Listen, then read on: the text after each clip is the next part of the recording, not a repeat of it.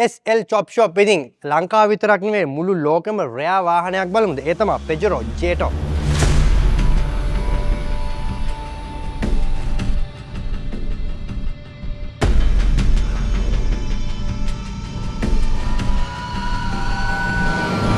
ඉතින් මගේ අතිජාත මිත්‍ර සංජුල හිමාල ඔයාලා කවුරුත් දන්න මියුසික් ප්‍රොඩියුසර් අපේ යකඩ හින සින්දුව යකඩ හින මියුසික් වීඩියෝ එක ප්‍රොඩියුස් කරේ සංජුල හිමාල. ඉතින් එයා මට රික්වෙස්ට් එකක් කරා එයාගේ Mitsubishi J-Top එක රීස්ටෝර් කරන්න ඕනි කියලා. ඉතින් ඇයි මම බෑ කියන්නේ? ඉතින් මේ වගේ රෙයා වාහනයක් රීස්ටෝර් කරපුවාම ඇත්තටම අපිටත් හොඳයි සහ අපි ඇත්තටම මේක ආසාවෙන් කරනවා. ඔව් මුදිත මේ මගේ අවුරුදු 13ක ගමන් සගයක්. මට මේක ෆැක්ටරි කන්ඩිෂන් එකට රීස්ටෝර් කරගන්න ඇත්තටම අවශ්‍යතාවයක් තිබ්බා. මොකද මගේ මේක ඩේලි ඩ්‍රයිවිං වෙහිකල් එක. ඉතින් ලංකාවේ ගියපු නැති තැනක් නෑ මම මේ ජීප් එකේ. මේකට ඇත්තටම හොඳම තැන තමයි අපේ මුදිතගේ SL Chop Shop එකේ. ඉතින් එයා මට ලස්සනට මේ වැඩේ කරලා දුන්නා.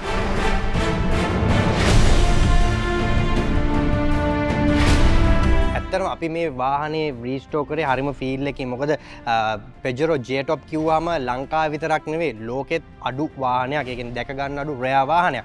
ඉතින් ඒ විතරක් නෙවෙයි මෙන්න මේ Jeep එක Peugeot SWB ඒ කියන්නේ short wheel base එක ලෝකේ ලෝක ප්‍රසිද්ධ ඩකා රැලි එකේ 12 වතාවක් වින් කරලා නේද සංජුල? 12 වතාවක් වින් කරලා Guinness World Record එකකුත් තියපු වාහනයක්. ඉතින් ඒ වගේ වාහනයක් අපි රීස්ටෝර් කරන එක ඇත්තටම සතුටුයි. ඉතින් සංජුල කියන්නකෝ අපිත් එක්ක මේ වැඩේ කරගෙන යද්දි ඔයාලා තියෙන ෆීල් එක කොහොමද? ඔව් ඇත්තටම මුදිත මම කලින් කිව්වා වගේ මේක මගේ අවුරුදු 13ක් තිස්සේ මම පාවිච්චි කරන මගේ පර්සනල් වෙහිකල් එක.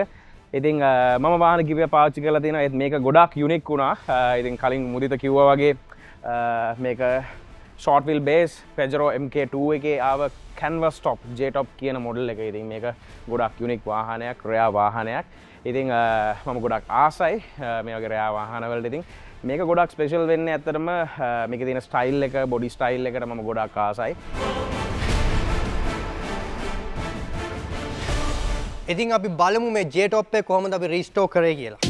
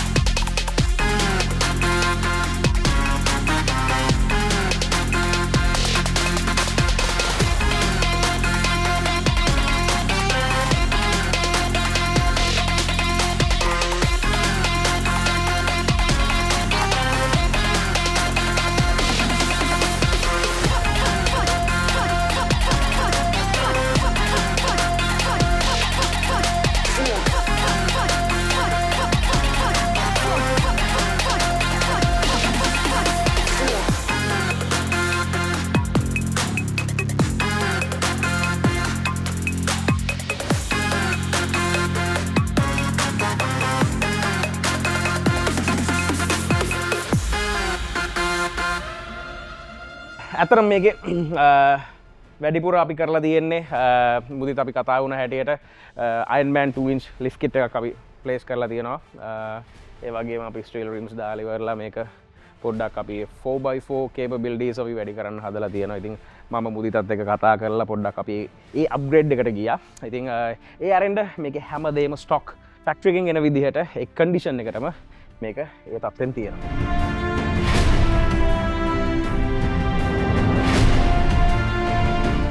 ඉතින් සංජුල මේ ජිප් එක අපි ඇත්තරම කතා කරතුවොත් මේකේ ආතල් එක ගැන.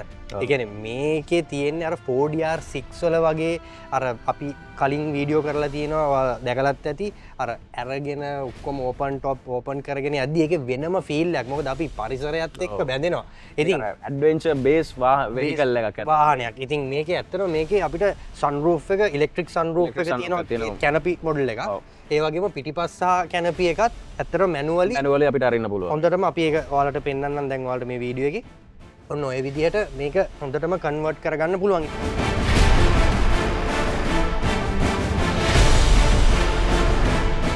එන්ජින් එක ගැන කතා කරොත් එහෙම 4D56 ඉන්ටර්කූලර් ටර්බෝ එන්ජින් එකක්. ඉතින් මේ වගේ ෂෝට් වීල් බේස් එකකට ඒ වගේ එන්ජින් එකක් ආපුවම පිකප් එක ඉතින් ඇත්තම කිව්වොත් එහෙම මම දැන් වීඩියෝ එකක් දාන්නම් ග්‍රෙගරි මඩ් චැලෙන්ජ් එකේ මේ බලන්න මේ J-top එක රේස් පදිනවා.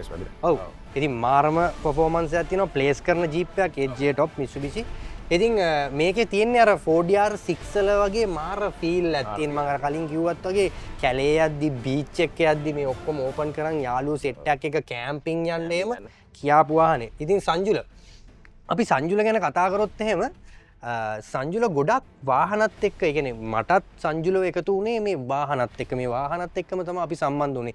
ඊට පස්සේ තමයි අපි යකඩ හින සින්දුවට පොඩ්ඩක් ඒකත් අපේ vehicle related song එකක්. ඉතින් අපි දෙන්නගේ තියෙන උණ එතනින් අපි එළියට දැම්මා. යකඩ හින සින්දුවෙන්. ඉතින් ඒක ඔයාලා බලලත් ඇති මේ වෙනකොට 3 million views උත් තියෙනවා. ඉතින් අපි ඉස්සරහටත් ලොකු වැඩක් ප්ලෑන් කරගෙන යනවා නේ. ඒත් ඉතින් ඔය යකඩ හින වලටම තමයි ඒක සෑහෙන ලොකු බරක් තියෙන කතාවක්.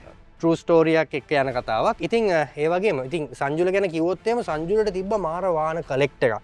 ඉතින් මට පොඩ්ඩක් සංජුල වාගේ තිබ්බ පළවෙනි කායකයේ ඉඳන් මේ දක්වා තිබ්බ වාහන කලෙක්ට් එක කොහොමද වා පාවිච්චි කර වාහන ගැන කියන්නකෝ. මේක තමයි ඇත්තටම මගේ පළවෙනි වාහනය. මේක තමයි මගේ මම ගත්ත පළවෙනිම වාහනේ කිව්වොත් හරි. දැනට අවුරුදු 13කට 14කට ලඟ වෙන්න එනවා. ඉතින් ඒ වගේම තව ෂෝට් වීල් බේස් එකක් මම ගත්තා. මම හරි ආසයි ෂෝට් වීල් බේස් එකට. ඉතින් මොන්ටේරෝ ෂෝට් වීල් බේස් එකක් ගත්තා මම. ඒක ගොඩක් අර ලක්ෂරි ලුක් එකක් තියෙන ලුක් එකක් තියෙනවා. GDI මොඩල් එකක් මම හිතන්නේ ඒක. 3000 cc V6 engine petrol engine එකක් ආව එකක්. ඒත් හරි ලස්සනයි. මොකද මම මේ ගොඩක් ආස මේ Mitsubishi වාහනවල ඩිසයින් එකට ඇත්තටම මම හිතන්නේ 90 කාලේ 2000 කාලේ හරි ලස්සනට මේ ඩිසයින් කරා මේ බොඩි ස්ටයිල් එක හරි ලස්සනයි. අතර Toyota Mitsubishi කියන ඒවා ඇත්තටම අපිත් මේ වෙනකොටත් මේ 2026 මොන අලුත් වාහනයක් ආවත් මේ 90s කිව්වහම ඒ තිබ්බ ඩිසයින් ටික දැන් අපි හිතන්නකෝ RX-7 Mark 2 Supra ඊට පස්සේ මේ වාහනවල තියෙන ඒ බොඩි ඩිසයින් මේ ගැන මේ අපි මේ 80 ගැන කතා කරොත් මේ වාහනවල තියෙන ඒ ලස්සන ඒ බොඩි ෂේප් එක අනේ මට මාර ෆීල් වෙනවා නේ. ඉතින් කියන්න සංජුලෝ. ඉතින් ඊට පස්සේ ෂෝට් වීල් බේස් මොන්ටේරෝ එකක් තිබ්බා. ඊට පස්සේ මම ගත්ත GTO එක. GTO එක. ඔව්. ඉතින් ඔව් අපේ මේ සංජුලගේ GTO එක කියන්නේ ඔයා කොයි කාලෙද එක පැද්දේ? ඒක ඇත්තටම 2016 17 18 වගේ 18 වගේ වෙද්දි සංජුල ගාව තමයි තිබේ. මම ෆොටෝ එකක් දැන්නම් ඔයාලා දැකලත් ඇති. Mitsubishi 3000 GTO. ඉතින් මේ වෙද්දි අපේ රහල් ගාව තියෙන්නේ අපේ අතිජාත මිත්‍රයා. ඉතින් ඔයාලා දැක්කද සංජුලගේ මියුසික් වීඩියෝ වල ගොඩක් ඒ කායක තියෙනවා. ඉතින් ඇත්තට මේකත් එක්ක මාර ලව් එකක් තිබ්බා. මාර ලව් එකක් තිබ්බා. ඇත්තටම මේ අර මං හිතන්නේ වාහනයක් කියන දේ අර මේ පවුලේ සමාජිකයෙක් වගේ තමයි නේද අපි මාර කනෙක්ටඩ් අපි ඒකත් එක්ක නේද? ඔව්. ස්පෙෂලි කිව්වොත් අපි කොල්ලෝ ගොඩක් මාර කනෙක්ටඩ් වාහනත් එක්ක. ඉතින් ඒ වගේ ගොඩාක් සම්බන්ධ වුණ වාහන කීපයක් මගේ ලයිෆ් එකත් එක්ක කනෙක්ට් වුණ වාහන කීපයක් තමයි ඉතින් මට තිබ්බේ. ඒකෙන් ගොඩාක් ස්පෙෂල් මේක ඇත්තටම මම මේක ගොඩක් තියාගත්තා. මොකද මම දුන්නේ නැහැ. මොකද මේ ජීප් එකට මම හරිම ආසයි සහ ආදරේ. ඉතින් එහෙම හිස්ටරි එකක් පොඩි ඉතින් තියෙනවා. ඔව් ඒක තමයි. ඉතින් ඒ වගේ ඉතින් අපි අර ඔයාලත් දන්නවා ඇති ඉතින් කොල්ලෝ වාහනත් එක්ක මාර සම්බන්ධකම් තියෙනවා. ඒ වගේම ඒවත් එක්ක ඇති වෙන බැඳීම් තියෙනවා. යාළුවෝ ඉන්නවා. ලංකාව වටේම අදටත් මාව අඳුරන්නේ අපි මේ වාහන වලින් කනෙක්ට් වෙලා. ඉතින් ඒ වගේ බොන්ඩ් හැදෙනවා මෙන්න මේ වාහනත් එක්ක. ඇතරම යකඩ හීන ගැන කතා කරොත් අපි යකඩ හීනෙත් ඇත්තරම මං හිතන්නේ අපි සාර්ථක දක්වා යන්නේ යන්නෙත් මේ වාහනේ හින්දා. මේ වාහනේ රීස්ටෝර් කරන්න ඒ කාලේ අපි කතා වෙලා. ඉතින් ඒකත් එක්ක කතා බහක් එක්ක තමයි මේ වීඩියෝ එක මියුසික් එකත් එක්ක ඇවිල්ලා දැන් 2026 බෝම්බයක් වගේ වීඩියෝ එකක් එනවා ස්ටේ ටියුන්.